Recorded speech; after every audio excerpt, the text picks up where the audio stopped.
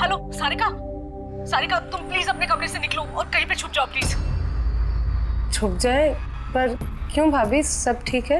Hello Sarika मेरी बात मानो, टाइम वेस्ट मत करो, अपने कमरे से बाहर निकलो। मैंने यहाँ पार्टी में सुना है कि तुम्हारी जान को खतरा है, तुम्हें वहाँ मारने के लिए कोई आने वाला है। सारिका प्लीज वहाँ से निकलो। क्या बोल रहे हैं भाभी आप? हेलो वो इंसान जो भी है वो तुम्हारे लेफ्ट साइड से आएगा।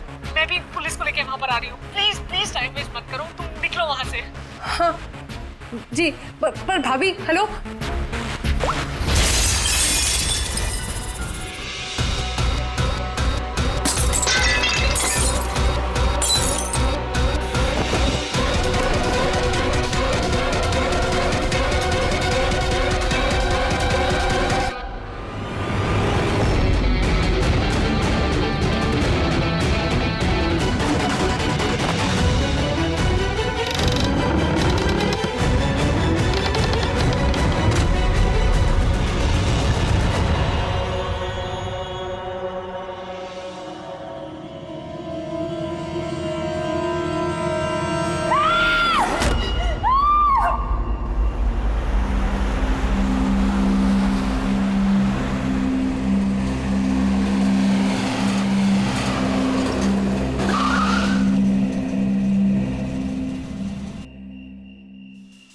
एक तो बिना बताए गायब हो गई और अब फोन भी नहीं उठा रही। अरे यार, ऐसे कोई करता है क्या? कम से कम बता के तो जाना चाहिए था। शायद कोई प्रॉब्लम होगी इसलिए नहीं उठाया। तुम ना हमेशा कमोल, प्रॉब्लम हुई तो हमें ना एटलीस्ट एक बार बताना चाहिए था उसे। और नहीं तो क्या, बिल्कुल बच्चों जैसा रवैया है, कोई परवाह ही नहीं है। सी गाइस लिसन, पहले घर के अंदर चल के देखते हैं। भाई हो सकता है वो घर के अंदर हो। हैं? चलो चलो।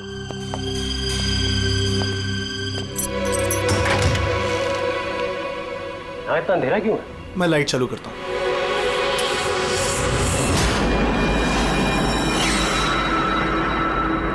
ठीक है।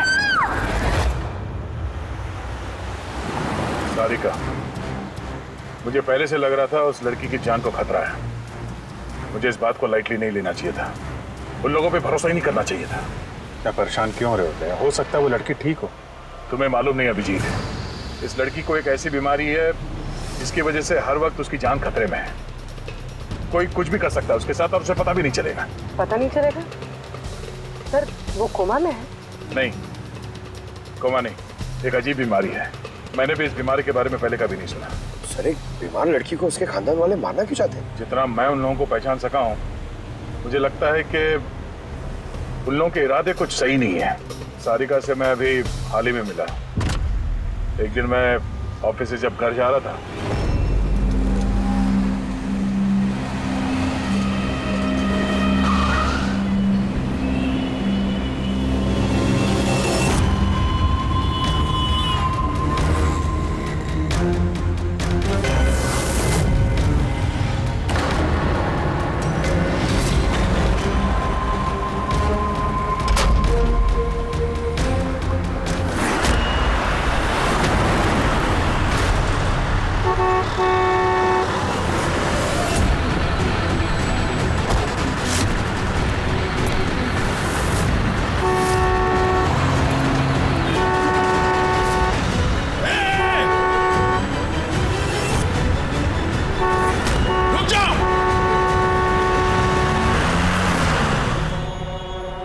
क्या कर रही थी तुम?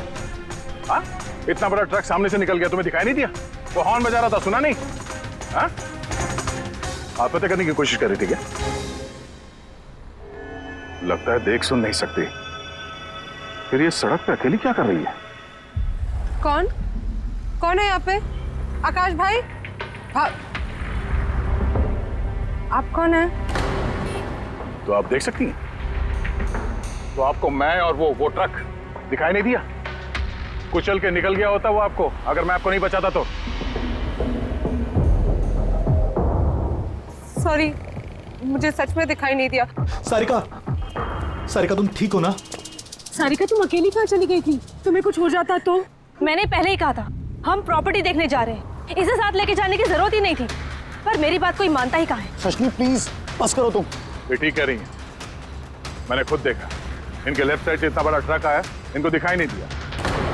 उसने हॉर्न बजाया, सुना नहीं। कुचल के निकल गया होता ट्रक अगर मैं नहीं होता था। थैंक यू भाई साहब। Thank you very much. भाई साहब, इसे ना सच में ट्रक का आना ना तो दिखाई दिया होगा और ना ही सुनाई दिया होगा।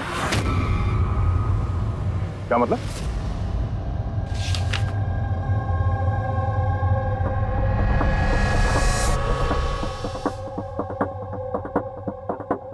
ये सब मतलब आपको सिर्फ चीजें और हर किसी का ये दाहिना हिस्सा नजर नहीं आता, सिर्फ बायां हिस्सा नजर आता है।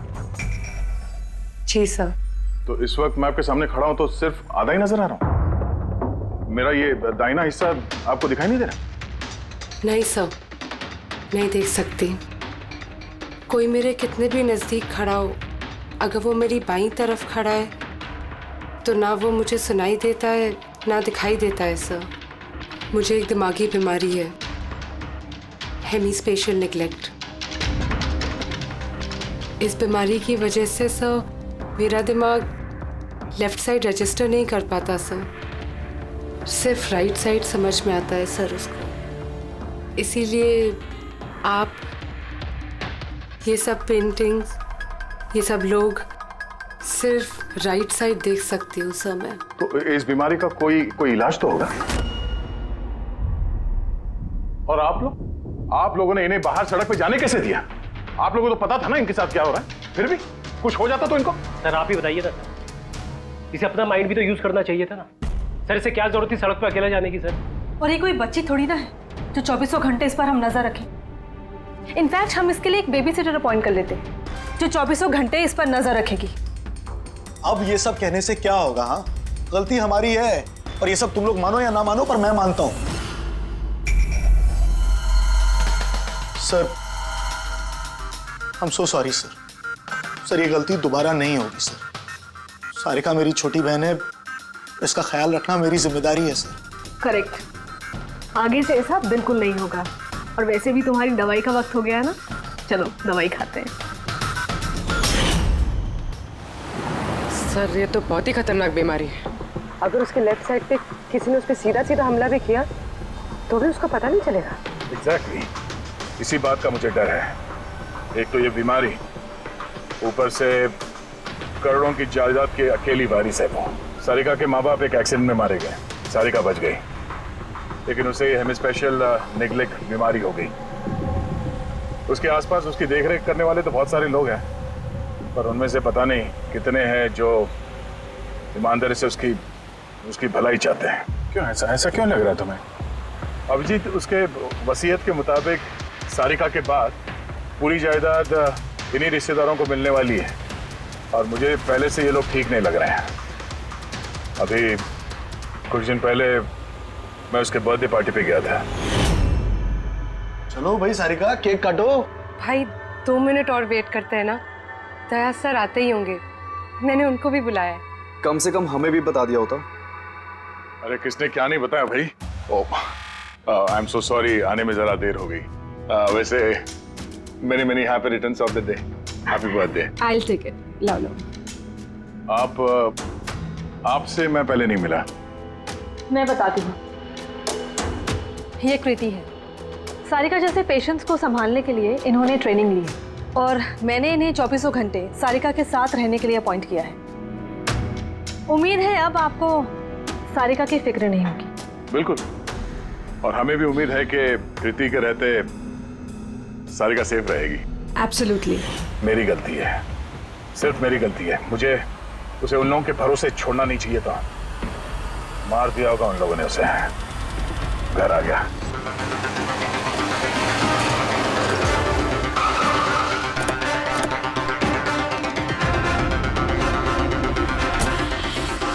कहाँ है वो? हाँ, क्या किया तुम लोगों ने उसके साथ? सर हमें नहीं पता कि क्या हुआ है सर, और हमने तो कुछ भी नहीं किया सर। एक मिनट, हुआ क्या है यहाँ पे? सर ड्राइंग रूम की हालत देख के हम इतना डर गए कि सर हम अंदर गए ही नहीं। पहले ये बताओ सारिका कहाँ है? सर, हमें कुछ नहीं पता सर, हमने कुछ नहीं देखा सर। हम ये सब देख के इतना घबरा गए थे कि हमने सीधा आपको फोन कर दिया। ठीक है, हम देखते हैं। पंकज, इन सब के स्टेटमेंट रिकॉर्ड करो और किसी को अंदर मत आने देना। सारिका, सारिका, सारिका! एक आदमी का तो नहीं हो सकता।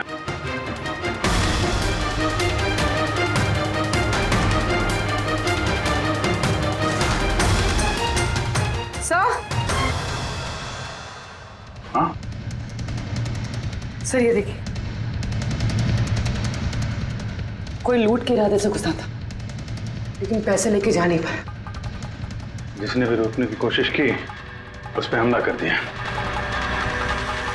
सर, लाश। सारिका?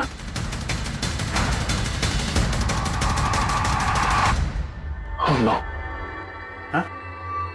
ये मनाली है तू? आगे से ऐसा बिल्कुल नहीं होगा, और वैसे भी तुम्हारी दवाई का वक्त हो गया है ना। सारिका की छोटी भाभी, जैन की वाइफ। सारिका कहाँ है?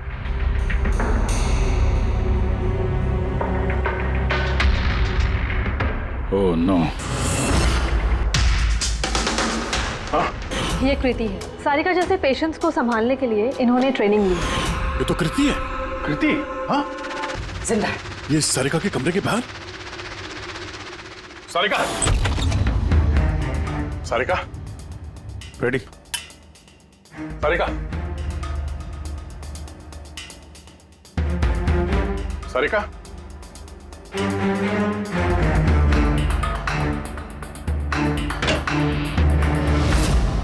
सारिका? नहीं कुछ क्या हुआ? हाँ? रिलैक्स रिलैक्स, हम लोग। सारिका? बारह पूर्वी संभाल के। तुम ठीक हो? बैठो यहाँ बैठो। थैंक गॉड ये मिल गई। तुम ठीक हो?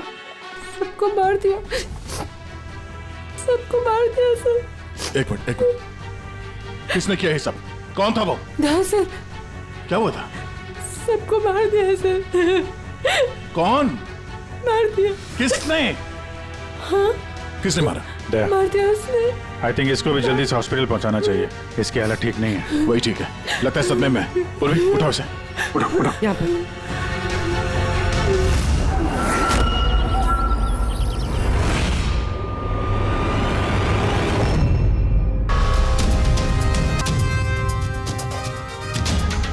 सर मेरी बीवी का खून हुआ है सर। सर प्लीज मैं उसे देखना चाहता हूँ सर एक बार। मिस्टर जयंत, आपकी पत्नी की मौत का हमें बहुत दुख है, लेकिन हम आप लोगों को अंदर जाने नहीं दे सकते। 3 लोगों पे हमला हुआ है, एक की मौत हुई है, एक जख्मी है, एक सदमे में, और आप लोग कह रहे हैं कि आप लोगों को कुछ नहीं पता। हाँ? सचमुच हमें कुछ नहीं पता है सर। इनफैक्ट हम सब यहाँ पे थे ही नहीं सर। हम सब न्यू बॉम्बे में थे सर, एक पार्टी में। कैसी पार्टी? सर एक फ्रेंड की रिसेप्शन पार्टी थी। तो आप सब वहां गए थे, तो मनाली वो घर में क्यों थी? सर मनाली भी हमारे साथ ही थी। घर पर सिर्फ सारिका और कृति थे, क्योंकि सर सारिका की तबीयत खराब थी।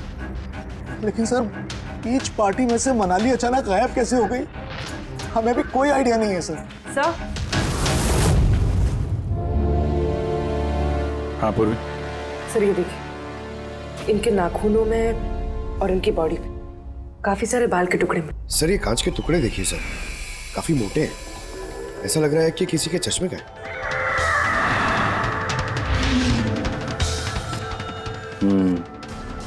चश्मे का ही लग रहा है। रख लो संभाल के। ये घसीटने के निशान के साथ खून की बूंदें।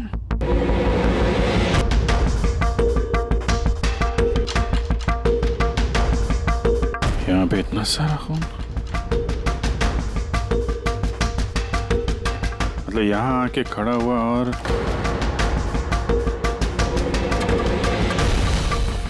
बाइक का निशान। कोई जख्मी हालत में यहाँ पे आया और बाइक पे सवार होके यहाँ से निकल गया। एक बात बताइए, आप में से बाइक किसके पास है? बाइक नहीं सर, बाइक तो किसी के पास नहीं है। हम सबके पास खुद की पर्सनल कार्स है सर। इस घर में टोटल 5 कार्स हैं। पर अभिजीत ये क्यों पूछ रहा? क्योंकि कोई बहुत ही जख्मी हालत में बाइक पे सवार होकर यहाँ से गया है, और मुझे पूरा यकीन है कि खूनी वही है। आई थिंक इसका जवाब सारिका दे पाएगी। एक बार वो होश में तो आ जाए। बाय द वे, आप में से किसी को कहीं कोई चोट वोट तो नहीं लगी है? चोट हमें? सर आपके कहने का मतलब क्या है? हमें की चोट लगेगी? आप हम पर शक कर रहे हैं? जब तक ये केस सॉल्व नहीं हो जाता हम सब पे शक करते हैं, और अगर आप लोग हमारे साथ कोऑपरेट नहीं करेंगे तो हमारा शक और बढ़ जाएगा। हाँ? इसलिए प्लीज कोऑपरेट।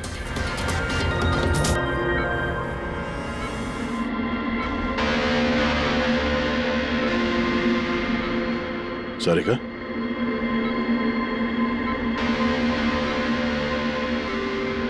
सारिका आप ठीक हो? अभिजीत, सारिका दया सर, तुम ठीक हो? सब मनाली भाभी और कृति सर। कृति ठीक है, पर मनाली, उसकी मौत हो गई। संभाल के कृति।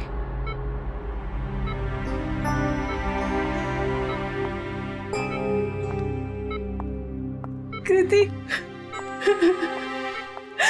कृति, तुम ठीक हो ना? I'm so glad you're okay. Thank God तुम ठीक हो।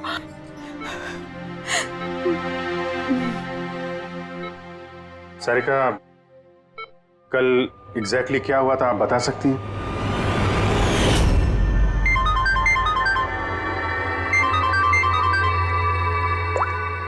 हेलो,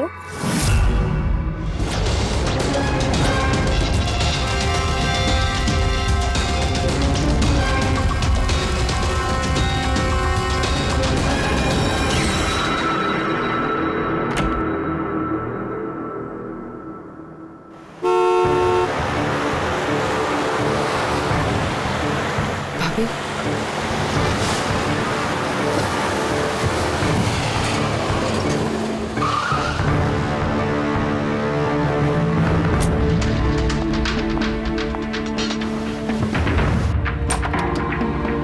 सारिका,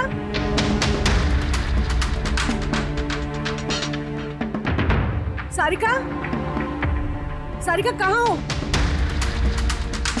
भाभी, सारिका, सारिका,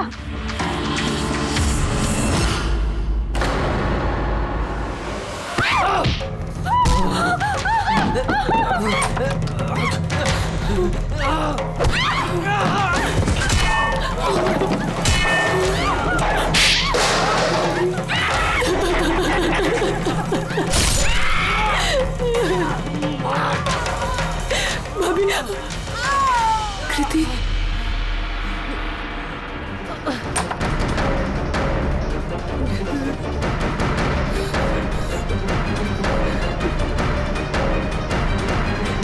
कृति, कृति, कृति।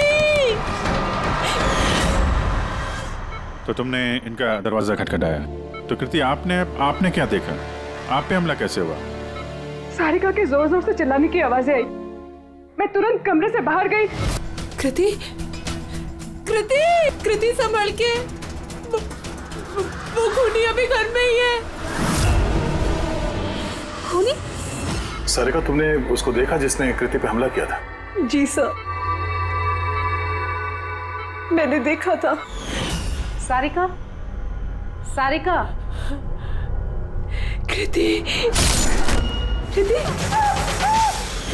सारिका, उस वक्त वहां पे जो कुछ भी तुमने देखा उसे तुम एक पेपर पे ड्रॉ कर सकती हो? जी सर। जब मैंने उसे मनाली भाभी के पीछे देखा सर, तो घर में बहुत अंधेरा था। मुझे सिर्फ उसके चेहरे की एक झलक दिखाई दी। जब मैंने उसे फिर से देखा तो मुझे सिर्फ हाथ दिखाई दिया।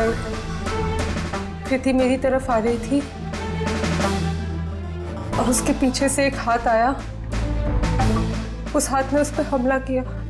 उसने रेनकोट पहना हुआ था और ग्लव्स और एक बड़ी सी चमकीली सी घड़ी। ये बिल्कुल वैसा हूबहू है जैसा मुझे दिखाई दिया।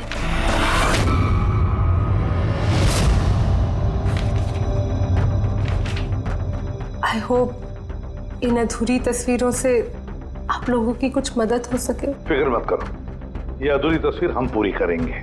रेडी? मनोहर के पास स्केचेस लेकर जाओ और उसे कहो कि ये स्केच पूरा करें। Sarika, thank you so much. आप जा सकती हैं, थक गई होंगी। चलो सारिका।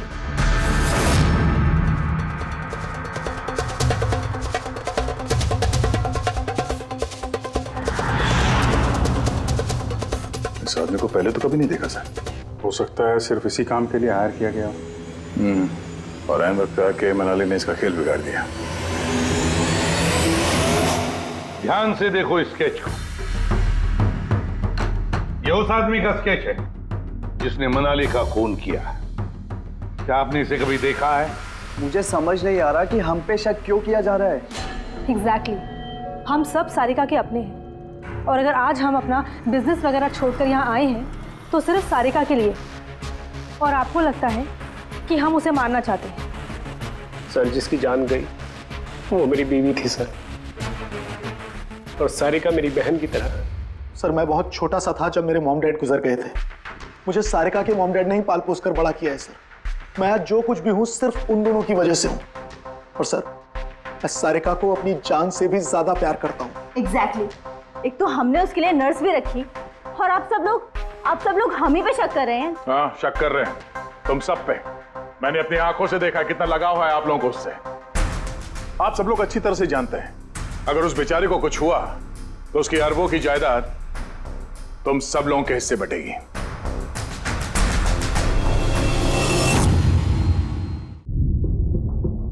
सारिका को छोड़कर आप लोग किसी पार्टी में चले जाते हैं। वहां पर मनाली किसी की बातें सुनती है कि कोई कातिल सारिका को मारने जा रहा है। वो किसी को भी कुछ नहीं बताती, अब खुद सारिका को आगाह करती है और वहां चले जाती है जहां पर कातिल मनाली को मार डालता है। और अगर उसने पार्टी में ही ये बात सुनी तो आप में से भी कोई हो सकता है ना? नहीं? ठीक है, जा सकते हो तुम लोग, लेकिन एक बात अच्छी तरह से याद रखना, हमारी कड़ी नजर है तुम लोगों पर। विजय, दया, इस सारिका ने बताया कि मनाली ने उसे फोन किया था कि वो पुलिस लेकर उसके घर पहुंच रही है। एग्जैक्टली सर, पर उसने ना हमें कांटेक्ट किया ना ही पुलिस को बुलाया। हो सकता है कोई उसका पीछा कर रहा हो, इसलिए वो डरी हुई हो। एक काम करते हैं पंकज, पूर्वी, उस पार्टी में जितने भी लोग आए थे उन सबके नाम और सेल नंबर्स निकाल दो और पता लगा उस रात मनाली के घर के आसपास उनमें से किसका फोन एक्टिव था। सर। हाँ सर, उस रात वहां 250 लोग थे, लेकिन सर एक नंबर है ईशान। उस रात वो पार्टी में था और वहां से सारिका के घर की तरफ निकला जब मनाली पार्टी छोड़ के गई थी। फोन वहीं बंद हो गया सारिका के घर पे। सर एक और काफी अजीब बात है, मनाली का फोन उस रात सारिका विला गया ही नहीं, बल्कि वहां से सीधा बांद्रा गया, कोहात ग्राउंड्स, और उसके बाद से स्विच ऑफ है। मनाली का सेलफोन तो उसके पास ही था क्राइम सीन पे।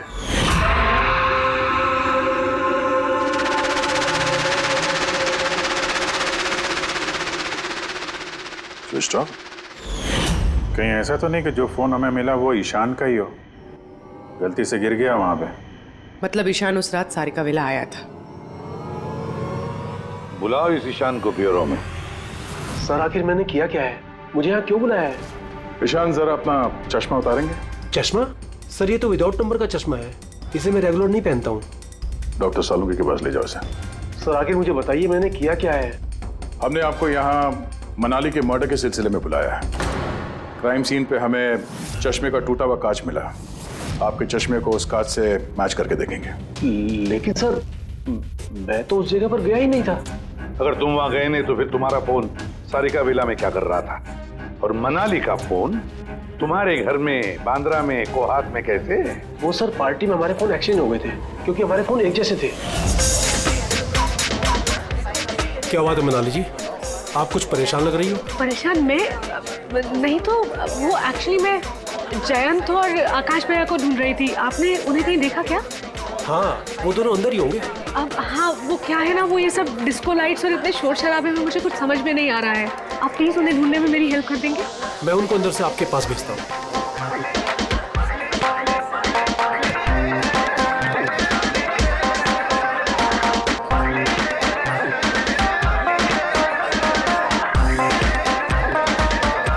मनाली? ईशान तुम तो कह रहे थे मनाली यहाँ ढूंढ रही है हमें, कहाँ है मनाली? अरे अभी तो यहीं थी मनाली, पता नहीं कहाँ चली गई। हाँ सर, मेरा फोन स्विच ऑफ था, इसलिए मैं मनाली को बता नहीं पाया। इसीलिए मनाली पुलिस को फोन नहीं कर सकी। सर मेरा यकीन कीजिए, मैंने खून नहीं किया है। खूनी नहीं, खूनी के साथी तो हो सकते हो जो उस वक्त वहां पार्टी में मौजूद था। तूने पार्टी में मनाली की सारी बातें सुन ली और जैसे मनाली सारिका के घर गई तुमने मनाली का पीछा किया। किसी भी जरिए तूने मनाली का फोन बांद्रा में कोहात में भेज दिया और वहां पर मिले चश्मे के कांच के टुकड़े हमें शक है वो तुम्हारे हैं, तुम्हारे चश्मे के। वो रिपोर्ट तो हमें मिल ही जाएगा हमारे फोरेंसिक लैब से। ईशान, सिर्फ ईशान के पास कोई वजह नहीं है, बाकी सभी लोगों के पास कोई ना कोई वजह है सारिका को मारने की। दिया और अभय, इन दोनों को तो पैसों की सख्त जरूरत थी, तो हो सकता है इन दोनों ने किया हो। लेकिन और तो और इन सब के पास एलिबाई है कि वो रिसेप्शन के पार्टी में थे। सर ये सब उस रिसेप्शन पार्टी में मौजूद थे, लेकिन किसी एक ने खूनी को फोन पे सारिका विला जाने के लिए कहा लेफ्ट से, ताकि सारिका को कुछ पता न चले। फिर सारिका को मारे, कृति को मारे और इस सब को लूट की शक्ल देख के वहां से निकल जाए। लेकिन ये सब मनाली ने सुना और वो सारिका को बचाने के लिए वहां बंगलों में आई, लेकिन अपनी जान गंवा बैठी। लेकिन मरने से पहले उसने खूनी को घायल कर दिया। खूनी जाते जाते कृति पे हमला करता है, लूट का माल और सारिका को वहीं छोड़ के बाइक पे सवार होकर वहां से निकल जाता है। एक बार, सिर्फ एक बार इस खूनी के बारे में कुछ भी पता चल जाए ना, कुछ भी, तो समझ लो ये मास्टरमाइंड हमारे हाथ में है। सर खूनी के बाइक के टायर के निशान, आसपास पड़े हुए खून के धब्बे सब चेक किए सर, लेकिन कुछ पता नहीं चला। सर लगता है कि खूनी का कोई पास रिकॉर्ड नहीं है सर। तो इसका मतलब है ये खूनी कोई पेशेवर मुजरिम नहीं है। सर मनाली के नाखूनों से और कपड़ों से जो बाल मिले हैं, साड़ों के सर उनका टेस्ट कर रहे हैं, शायद कुछ पता चल जाए।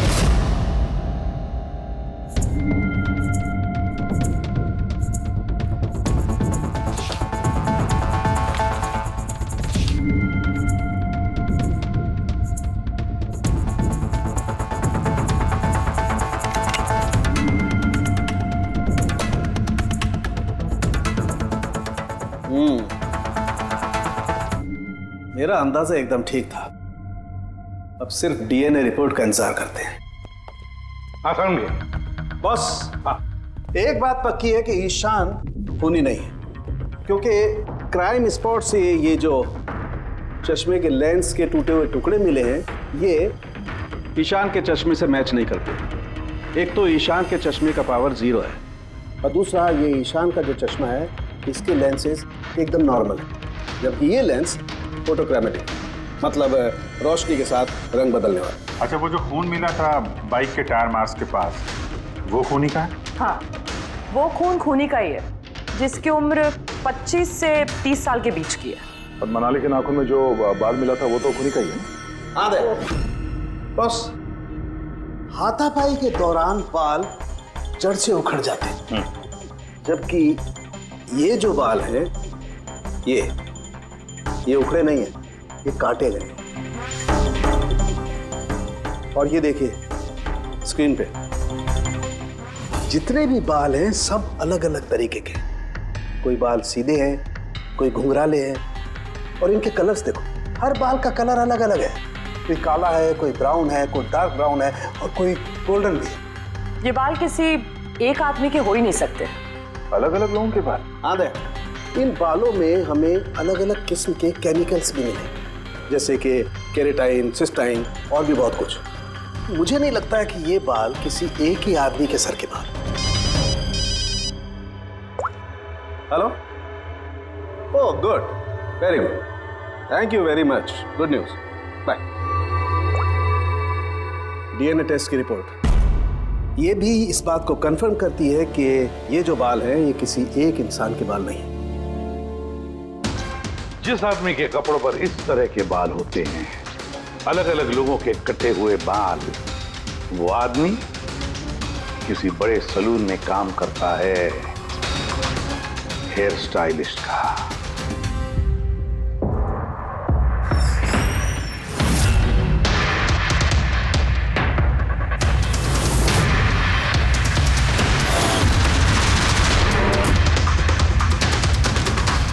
ये तो विमल है, हमारे स्पा का स्टार हेयर स्टाइलिश। सर यहाँ पे जो भी आता है ना वो इसी से हेयर स्टाइल बनवाना चाहता है। मगर सर ये कुछ दिनों से ना पैसों की वजह से काफ़ी परेशान था। इसे जुआ खेलने की बहुत ही बुरी लत थी। मगर सर ये खून कर सकता है, ये तो मैंने कभी सोचा भी नहीं था। फिर इस वक्त कहाँ होगा ये? सर इस वक्त कहाँ मिलेगा ये मुझे नहीं पता, मगर ये 2-3 दिन से आ भी नहीं रहा है यहाँ, और ना ही ये हमारा फ़ोन उठा रहा है। सर आप इसको फ़ोन नंबर और एड्रेस दीजिए ना। जी सर, मैं लेके आती हूँ।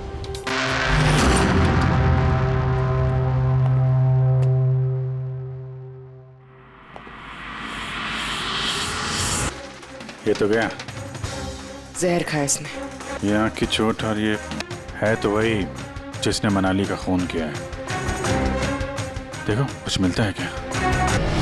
तो मनाली ने ईशान से मदद मांगी, उससे कहा कि जयंत और आकाश को वहां भेज दे। इसका मतलब है आकाश और जयंत दोनों निर्दोष है। अब बचे ये 3, रजनी, अभय और दिया। वो मास्टरमाइंड खून का इन तीनों में से कोई एक है। लेकिन सर उस कॉल पर दूसरी तरफ कौन था? सर विमल हो सकता है।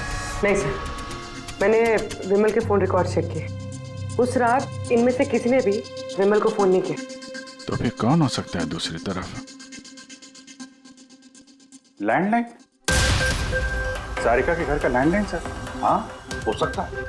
रेडी पंकज, जरा पता करो 11 बजे के आसपास सारिका के लैंडलाइन में किसी ने फोन किया था क्या? और सर सारिका के मुताबिक खूनी ने राइट हैंड पे घड़ी पहनी थी, जबकि विमल के बाएं हाथ पे घड़ी थी। और उसने बोला था कि खूनी ने जो रेनकोट पहना था वो ब्लू कलर का था, जबकि जो रेनकोट हमें विमल के घर से मिला वो काला था। हो सकता है सारिका से कोई गलती हो गई हो, ठीक से देखा ना हो उसने। सर उस रात 11 बजे सारिका विला में किसी का फोन आया था। किसने फोन किया था? क्या ये सच है कि इस सब के पीछे मेरे किसी अपने का हाथ है? जरा इंतजार कीजिए, सब पता चल जाएगा। सर आप लोग फिर से तलाशी क्यों ले रहे हैं? एक बार तलाशी ले चुके हैं ना आप लोग। उस वक्त सुराग इकट्ठे किए थे और आज केस क्लोज करने आए। थोड़ा धीरज रखिए, अभी सारा मामला साफ हो जाएगा। मिल गया। पर ये तो वही रेनकोट है जो उस दिन खूनी ने पहना था। ये यहाँ कैसे है? बताता हूँ। तुमने कहा था कि मनाली भाग के तुम्हें यहाँ बचाने के लिए आई थी, क्योंकि उसने वहां पे किसी को तुम्हारी खून की साजिश रचते हुए सुन लिया था। लेकिन वो खूनी नहीं था, वो इंसान था जिसने ये पूरा प्लान बनाया था। और जिससे उसने फोन पे बात की, खूनी वो भी नहीं था, कोई और था जो उस वक्त तुम्हारे साथ यहाँ इस घर में मौजूद था। घर पे? उस वक्त मेरे साथ कृति, करेक्ट? ये सब प्लान था। खूनी कांच तोड़ के घर के अंदर घुसता है, मगर गड़बड़ तब हुई जब उसने मनाली को मारा, सारिका समझ के। मनाली की तो मौत हो गई, पर मरने से पहले उसने खूनी को इतना घायल कर दिया कि खूनी यहाँ पर सारिका को मारने के लिए रुका ही नहीं, भाग गया। सर एक मिनट, अगर खूनी भाग गया तो फिर कृति पर हमला किसने किया?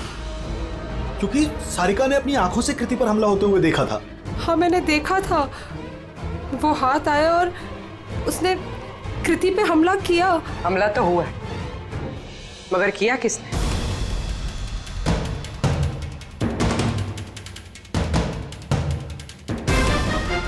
आप सब लोग मुझे इस तरह क्यों देख रहे हैं? इसका जवाब तो तुम ही दे सकते हो कृति। सारिका रात 10:30 बजे सो चुकी थी और मनाली ने किसी को फोन पे बात करते सुना रात 11:10 पे, और वो फोन यहाँ इस घर के लैंडलाइन पे आया था। किसने रिसीव किया था वो कॉल? अगर हम ये मान भी ले कि विमल ने तुम पे हमला किया, तो फिर उसने तुम्हें जिंदा क्यों छोड़ा? उसने मनाली को इतनी बुरी तरह से मारा और तुम्हें बस ये एक चोट? क्यों? उसने सारिका को क्यों नहीं मारा? और वो लूटे हुए पैसे वो छोड़ के भागा क्यों? और सबसे बड़ा सवाल, सारिका ने खूनी को ये ब्लू कलर का जैकेट पहने हुए कैसे देखा? कैसे देखा वो घड़ी जो विमल लेफ्ट हैंड पे पहनता था, राइट हैंड पे नहीं।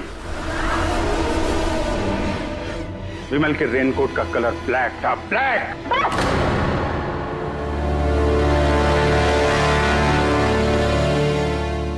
सही पहचाना आप लोगों ने। वो हमला मैंने खुद किया था।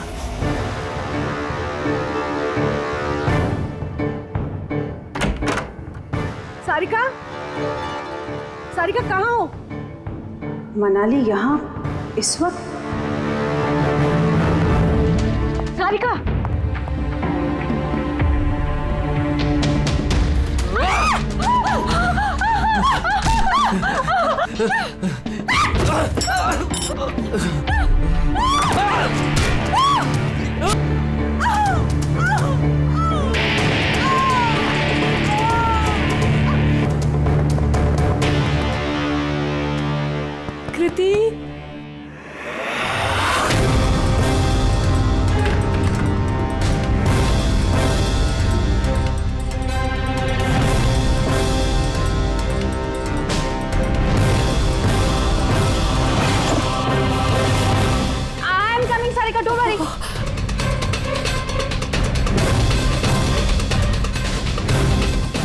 कृति,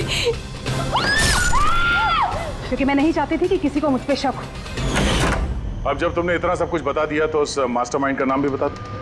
हाँ? अगर तुम कहो तो उसका नाम मैं बता दूं, जिसने मनाली की जान ली और सारिका की जान ले सकता था। क्यों रजनी जी, आपको पता है हम किसकी बात कर रहे हैं? रजनी, तो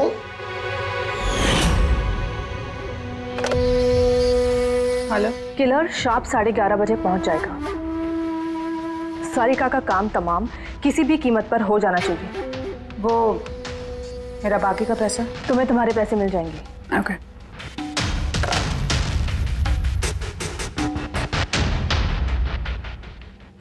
रजनी, तो तुम्हारी वजह से मैंने अपनी बीवी को। मुझे पैसों की जरूरत थी। सारिका की बेबी सिटिंग करते करते मैं थक चुकी थी, और ये सब तुम्हारी वजह से था आकाश। तुम्हारी वजह से हम सब सारिका की आया बने हुए थे। मुझे अपनी जिंदगी जीनी थी पहले की तरह, इसलिए मैंने प्लान किया और कृति को वहां से घर ले आई। पार्टी में जाना भी पहले से ही तय था, ताकि मुझे वक्त मिल सके प्लान करने का। सब कुछ अच्छा चल रहा था, बस विमल के मामले में थोड़ी सी गलती हो गई, वरना इतना सब कुछ होने के बाद भी तुम लोगों को जरा भी पछतावा नहीं, बल्कि अपने शातिर दिमाग पे घमंड है। बहुत टाइम मिलेगा तुम्हें अपने प्लान में गलतियां ढूंढने का, क्योंकि अब बची हुई जिंदगी तुम लोगों को जेल के सलाखों के पीछे ही काटनी होगी।